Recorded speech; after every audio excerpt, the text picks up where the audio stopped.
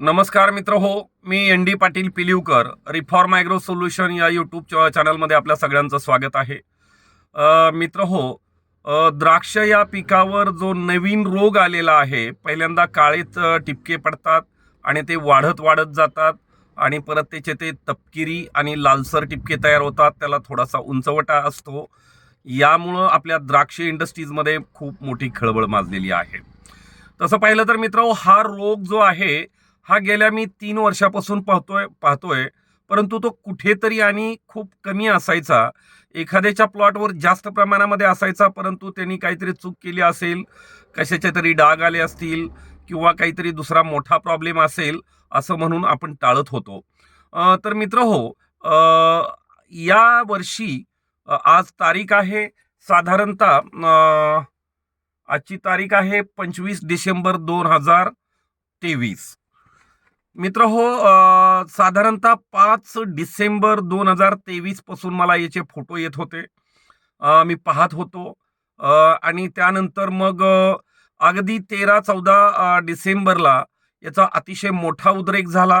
अ, अ, पण त्याच्या अगोदर 7 डिसेंबर 2023 या रोजी मी कौलापूर या ठिकाणी शेतकऱ्यांनी खूप हे केल्यानंतर बोलावणं केल्यानंतर मी गेलो. कौलापूर, जिल्हा सांगली, तालुका मिरज या ठिकाणी आमचे मित्र जे आहेत, पांडुरंग पटणे, सचिन, आपलं दुसरे एक गुंडे, किशोर गुंडे म्हणून आहेत, एक नाईक म्हणून आहेत, ज्यांनी मळणगावला कव्हरमध्ये द्राक्षाची मोठी शेती आहे. त्यांची ज्योती अतिशय चांगली होते. त्यामध्ये पण यांचं खूप मोठं नुकसान झालं. 26 नोव्हेंबर 2023ला जो मोठा पाऊस पडला त्यानंतर हे सगळे प्रॉब्लेम वाढलेले आहेत. आणि मित्र हो, मी 7 डिसेंबर 2023ला ज्या वेळेला कौलापूरमध्ये गेलो, तिथं दुकान आहे सचिन कृषी उद्योग. या दुकानामध्ये ज्या वेळेला गेलो, खूप सॅम्पल आलेले होते, 25-30 लोक जमलेले होते. मी अचानक त्या ठिकाणी कुठं जाऊन बसायचं म्हणून त्या ठिकाणी गेलो. ऑलरेडी सॅम्पल त्या ठिकाणी आलेले होते. तर मित्र हो, त्या ठिकाणी मी पाहिलं सचिन कृषी उद्योगमध्ये, तर त्या प्रत्येक मण्याला जे लालसर डाग आलेले आहेत, म्हणजे पाणी उतरायच्या अगोदर साधारणतः एक 12 ते 15 दिवस अगोदर जे डाग आलेले आहेत, पाणी ते उंचवट असे लालसर डाग आहेत. प्राथमिक हे काळे डाग असतात, अगदी छोटे छोटे डाग असतात आणि त्यानंतर मग परत हे वाढत जातात. त्याला तपकिरी किंवा आपला आपण रस्ट ज्याला म्हणतो म्हणजे तांबेरा याचा सारखा थोडासा खडबडीत लागणारा, नखाने काढलं तर तो निघतो, नखाने काढल्यानंतर निघतो. पण मित्र हो, त्यानंतर त्याचं पाणी सॉफ्टनिंग ज्या वेळेला बेरी होते, होरायझन स्टेज ज्याला आपण म्हणतो, त्यावेळेला त्याचं इन्फेक्शन त्या मण्याच्या आतमध्ये होतं आणि आतल्या बाजूनं सुद्धा ती मणी खराब व्हायला लागतात आणि कालांतरानं ते काही दिवसामध्येच त्या द्राक्षमणी हे क्रॅक होऊन जातात आणि क्रॅक झाल्यानंतर तो प्लॉट आपल्या अजिबात हातात राहत नाहीये. असं नाही की द्राक्ष घडामधल्या काही 4, 10, 25 मण्यावरच आलेला आहे. तर पहिल्या घड्यावर ज्या वेळेला येतं, तो अख्खा घड साधारणतः 70 ते 80% घडावर हे इन्फेक्शन असतं आणि परत पुढच्या घडावर अख्खं झाड आणि त्याच्या बाजूचं झाड अशा पद्धतीनं हा रोग पसरत चाललेला आहे. आणि याला ट्रायझोल गटातले सगळेच्या सगळे बुरशीनाशक गेलेले आहेत. त्याच्यानंतर बायोलॉजिकल बरेचसे औषधं गेलेले आहेत. त्याच्यानंतर थायोफेनेट मिथाईल असेल किंवा तुमचं हाय रिस्क मधले बरेचसे सगळे मॉलिक्यूल गेलेले आहेत, डावणीचे असतील, भुरीचे असतील. त्याच्यानंतर परंपरागत सगळे औषधं गेलेले आहेत, म्हणजे कॉपर गेलेले आहेत, बाकीचे बुरशीनाशक गेलेले आहेत. तरी सुद्धा हा रोग कंट्रोल होत नाही आहे. आणि त्याच्याही पुढे जाऊन मित्र हो, सगळेच्या सगळे हा बॅक्टेरियल करपा असेल असं गृहीत धरून कासुबी, कासुगामायसिन, व्हॅलिडामायसिन, स्ट्रेप्टोसायक्लिन सगळं प्रयोग झालेले आहेत, तरी हा वाढत होता. आणि शेतकऱ्यांचा प्रचंड असमाधान आणि शेतकरी खूप घाबरलेले होते. म्हणून ज्या वेळेला 15 डिसेंबरला मी सांगितलं की मी 2-3 दिवसात येऊन पाहतो, आपल्याला काय करता येईल ते बघू. कारण मी तर प्लांट पॅथॉलॉजिस्ट नाहीये या ठिकाणी. NRC 7 डिसेंबरला ज्या वेळेला मी कौलापूरमध्ये होतो, त्याच दिवशी मी त्यांना सांगितलेलं होतं की याचे sample national research centre for grape, राष्ट्रीय द्राक्ष संशोधन केंद्र, मांजरी, पुणे या ठिकाणी द्या. ते शोधतील. परंतु बऱ्याचशा त्याच्या अगोदर काही शेतकऱ्यांनी महाराष्ट्रातल्या, सांगलीतल्या असतील, नाशिकमधल्या असतील, आनंद ॲग्रो केअर सारख्या बऱ्याचशा लॅबला आणि सांगलीमधल्या 2-3 लॅब आहेत याला सॅम्पल पाठवलेले आहेत. त्यांनी पण मायक्रोस्कोप खाली हे चेक केलेलं होतं. कुणी पेट्री डिशमध्ये टाकून त्याचं आयसोलेशन करून शोधण्याचा प्रयत्न केलेला होता. तर मित्र याच्यामध्ये आपल्याला बऱ्यापैकी फंगस म्हणजे अँथ्रॅकनोज हा सगळ्या लॅबनं सांगितलेला होता. मग त्याच्यानंतर मित्र ज्या वेळेला 16 डिसेंबर 2023ला क्लब हाऊस तासगाव चमन ग्रुप क्लब हाऊसवर चर्चा चालू होती. त्याच्यामध्ये मी ड्रायव्हिंग करत असताना मी सहभागी झालो आणि त्यानंतर त्यांना एकच सांगितलं, रात्रीचे 11:15 वाजलेले होते. तर त्यावेळेला मी एकच सांगितलं की थांबा, एक 15-20 मिनिटामध्ये मैनकर सरांना सांगितलं मी तुम्हाला अपडेट देतो की डॉक्टर सावंत सर हे मोठे प्लांट पॅथॉलॉजिस्ट आणि आपल्या राष्ट्रीय द्राक्ष बागायतदार राष्ट्रीय द्राक्ष संशोधन केंद्र पुणे या ठिकाणचे ते बरेच वर्ष डायरेक्टर राहिलेले होते. खूप मोठा कार्यकाल त्यांनी चांगला घालवलेला होता. ते त्या रिटायरमेंटच्या जवळ आले आणि त्यांची डॉक्टर बाळासाहेब सावंत कोकण कृषी विद्यापीठ या ठिकाणी कुलगुरू म्हणून त्यांची निवड झाली. तो त्यांचा कार्यकाल संपल्यानंतर ते रिटायर आहेत आणि पुण्यामध्ये स्थायिक आहेत. सरांना मी रात्री 11 वाजता फोन केला आणि सांगितलं, सर अशी अशी परिस्थिती आहे. सरांनी सांगितलं की माझ्याकडे फोटो आलेले आहेत, खूप शेतकऱ्यांचं बोलणं झालेलं आहे. त्यांना सांगितलं, सर एक काम करा, शेतकरी खूप अडचणीत आहेत, खूप घाबरलेले आहेत आणि जर का आपण या ठिकाणी आलात ह्या 1-2 दिवसामध्ये, उद्या किंवा परवा, तर खूप चांगलं राहील. असं ज्या वेळेला मी बोललो त्यावेळेला सरांनी सांगितलं, मैं परसो माझ्या फॅमिलीसोबत मुंबईला चाललेलो आहे आणि मुंबईवरून दापोलीला जाणार आहे. 2-3 लग्न आहेत, त्यामुळे मी 3 ते 4 दिवस पुढचे उपलब्ध नाही. त्या दिवशी शनिवार होता 16 डिसेंबरला 2023ला. त्यावेळेला सरांनी मी म्हटलं, सर तुम्ही उद्या काय करता? तर म्हणे उद्या आहे, परवा जाण्याची तयारी करा. सर म्हणलं कृपया तुम्ही उद्या या. आणि मित्र एवढा मोठा माणूस आणि जे द्राक्षवेडा माणूस आपण ज्याला म्हणू आणि मोठा शास्त्रज्ञ प्लांट पॅथॉलॉजिस्ट यांनी एका क्षणाचाही विलंब केला नाही. पण त्यांनी सांगितलं, एनडी पाटिल मैं कैसे आ सकूंगा, मेरी गाड़ी नहीं है मेरे पास, ड्राइवर नहीं है, वो बाहर गए, वो कल दोपहर तक नहीं आने वाले. तर मी म्हटलं, सर माझ्याही मुलाचं BSc agriculture Pune agriculture college जे जुनं आहे त्या ठिकाणी माझा मुलगा 5व्या सेमिस्टरला त्याची एक्झाम संपलेली होती आणि तो 20-22 मुलं राजगडावर ट्रेकिंगला गेलेले होते. तो नेमकाच 11 वाजता पुण्याच्या हॉस्टेलच्या जवळ पोचलेला होता. त्या मुलाला माझ्या फोन केलं, प्रथमेश पाटील पिलिवकर याला फोन केला मी माझ्या मुलाला की दादा तू एक काम कर की लगेच ऑनलाईन 5 मिनिटामध्ये एखादी गाडी मिळते का? आजपर्यंत जे डॉक्टर सावंत सरांना मी बघितलेलं, SD सावंत सरांना पाहिलेलं होतं मी फिरताना, मी शक्यतो त्यांना इनोव्हातच पाहिलेलं होतं म्हणून म्हटलं इनोव्हाच बुक कर. मग 3 मिनिटामध्ये माझ्या मुलाचा फोन आला, पप्पा गाडी मिळते, इनोव्हा आहे आणि भाडं जरा जास्त सांगतायत. त्याला सांगितलं कितीही भाडं जाऊ दे, परंतु तुला डॉक्टर सावंत सरांना घेऊन यायचं आहे. तो म्हणला, पप्पा हे कुलगुरू होते, तर NRCचे डायरेक्टर होते, एवढ्या मोठ्या माणसाला मी कसं काय आणणार? मी काही नाही आहे, तू त्यांना तुझ्यावरती जबाबदारी आहे सगळ्या शेतकऱ्यांच्या वतीनं.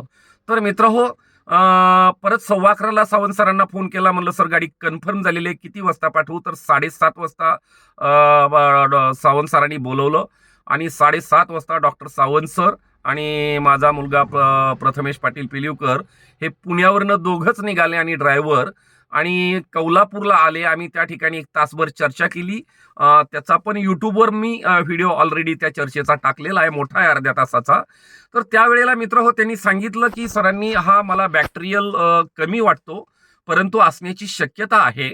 मात्र या बॅक्टेरियाला घालवण्यासाठी आपण कोणतंही अँटीबायोटिक देऊ नका, कारण अँटीबायोटिक जर दिलं तर पीक आपलं आणखी कोमात जाईल, ते अशक्त होईल, त्याच्या पिकावर आपल्या द्राक्षवेलीवर ताण येईल, स्ट्रेस येईल आणि आणखी हा रोग वाढू शकतो, कारण ते एकही काहीही काम करणार नाहीये. मात्र आपले कॉपर गेलेले होते, बाकीचे सगळे गेलेले होते. त्यांनी आणखी ट्रायकोडर्मा व्हिरिडी आणि सुडोमोनाज, त्याच्यानंतर आपलं बॅसिलस सबस्टॅलिस किंवा आणखी कॉपरचा माइल्ड हात असे एखादी दुसरी घ्या आणि थंडी खूप जर वाढली तर हा रोग आपोआपच थांबेल, असं ठामपणे डॉक्टर सावंत सरांनी सांगितलं. त्याच्या पुढे जाऊन आम्ही 5 ते 6 द्राक्ष बागा आम्ही व्हिजिट केल्या आणि संध्याकाळी 5:30 वाजता सरांना जेवण घातलं. तोपर्यंत सर आणि माझ्या मुलानं कुठेतरी ब्रेकफास्टच केलेलं होतं रस्त्यामध्ये. तर मित्रहो, अशा पद्धतीनं माझ्या मुलानं डॉक्टर सावंत सरांना रात्री 1 वाजता सोडलं. म्हणजे डॉक्टर एस.डी. सावंत सर, तुमचे महाराष्ट्रातल्या सगळ्या द्राक्ष बागायतदारांतर्फे आम्ही आभार मानतो, जाहीर आभार मानतो. माझ्या वतीनं पण मी जाहीर आभार मानतो. रात्री 11:15 वाजता बोलवल्यानंतर सकाळी 7 वाजता तुम्ही तयार राहिलात आणि आलात. त्यानंतर मित्रहो, कौलापूर आणि कुमटा आणि मणेराजुरी या ठिकाणावरून अगोदरच 10-11 डिसेंबर 2023ला काही सॅम्पल हे NRC ग्रेप पुण्याला गेलेले होते. तर त्या ठिकाणचे रिझल्ट साधारणतः 3 दिवसामध्ये, म्हणजे मला वाटतं 20-21 तारखेला आले आणि त्याच्यामध्ये एक बॅक्टेरिया म्हणजे जीवाणू हा त्यांना सापडलेला आहे. काही कोलेट्रिकम अँथ्रॅकनोजचे पण फंगस सापडलेले आहेत आणि आणखी काही अननोन फंगस असण्याची शक्यता आहे. त्यावर द्राक्ष बागायतदार राष्ट्रीय द्राक्ष संशोधन केंद्र पुणे यातल्या शास्त्रज्ञांचं हे झालेलं आहे. 20 तारखेला एक व्हिडिओ आला. डॉक्टर सुजय यांचा पॅथॉलॉजिस्ट आहेत सध्याचे ते NRC ग्रेपमध्ये. त्यांचा व्हिडिओ आला, त्यांचे रिकमेंडेशन आलेले आहेत. मात्र तोपर्यंत हा रोग थोडासा शांत झालेला आहे. तर मित्र हो, मी सुद्धा माझ्या गुरु जे आहेत डॉक्टर MS राजू सर यांना फोन केलेला आहे. ते फोटोग्राफ सगळे शेअर केलेले आहेत आणि त्यांनी काही ट्रायल्स 3 प्रकारच्या सुचवलेल्या आहेत. तर ह्या 3 प्रकारच्या ट्रायल्स ज्या आहेत, ह्या ट्रायल्स मी घेतलेल्या आहेत 23 डिसेंबर 2023ला कौलापूर आणि कुमटा मिरज तालुक्यामध्ये, सांगली जिल्ह्यामध्ये या ठिकाणी काही ट्रायल्स घेतलेले आहेत. उद्या दुपारपर्यंत, आज तारीख आहे मला वाटतं 25 डिसेंबर 2023, तर उद्या किंवा परवा दुपारपर्यंत ह्याचे सुद्धा काही फीडबॅक येतील आणि आपण हा रोग कंट्रोल करण्याचा प्रयत्न करणार आहोत. बऱ्याचशा लोकांनी मला सांगितलं की तुम्ही सुचवलेल्या काही सूचना होत्या आणि तुम्ही जे काही रेकमेंडेशन दिलेले होते त्याचे खूप चांगले रिझल्ट आलेले आहेत.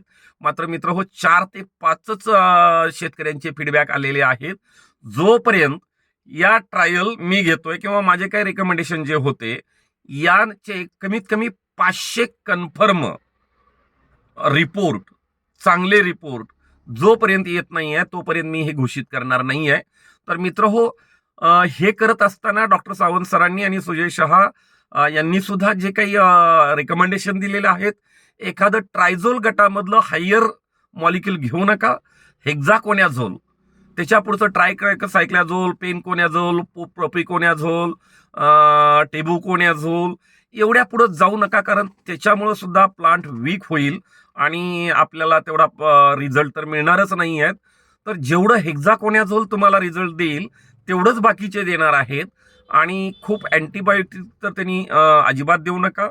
बॅसिलस सबस्टॅलिस, ट्रायकोडर्मा सुडोमोनाज अशा काही फवारण्या घ्या किंवा थायोफिनेट मिथाईलची एखादी फवारणी घ्या. कारण जेवढं जास्त आपण फवारण्या घेणार आहोत तेवढं झाडावर पाणी जास्त जाणार आहे, तिथं ह्युमिडिटी वाढणार आहे आणि ह्युमिडिटी वाढल्यामुळं आणखी रोगाचा प्रसार हा जास्त होणार आहे. यासाठी कमीत कमी फवारण्या, नेमक्या आणि मोजक्या त्याच फवारण्या घ्या. आणि आपण हे करा. जर ज्या शेतकऱ्यांनी मला फीडबॅक दिलेला आहे की ऑक्झिरूट, पण त्याचा मी लगेच घोषित करणार नाही आहे कशा पद्धतीनं काय केलेलं आहे ते. तर याची सुद्धा फवारणी एखादी केलेली हरकत नाही आहे, परंतु आणखी गॅरंटी नाही आहे. जोपर्यंत 500 शेतकऱ्यांचे पॉझिटिव्ह सकारात्मक फीडबॅक येणार नाही आहेत तोपर्यंत मी हे घोषित करणार नाही आहे. तर मित्र हो, या रोगाचा प्रसार आणि होण्याचा आपल्याला टाळता येऊ शकतं. विनाकारांच्या फवारण्या कमी करा, जास्त प्रयोग करण्याच्या भानगडीत पडू नका. तर मित्र हो, हा एवढा मोठा उद्रेक होणार नाही आहे. पहिल्यांदा असं वाटत होतं की जसं की डाळिंबावरचा तेल्या आला आणि त्यानं खूप मोठं नुकसान केलं. एवढा इपिडेमिक किंवा एवढं खराब होणार नाही आहे, हे निश्चित गॅरंटी आहे. धन्यवाद मित्र हो. मी ND पाटील पिलिवकर, पुढचे रिपोर्ट आल्यानंतर किंवा पुढच्या माझ्या काही ट्रायल्स आहेत ह्या जर चांगल्या सक्सेस झाल्या त्याचा मी अपडेट देईन. धन्यवाद.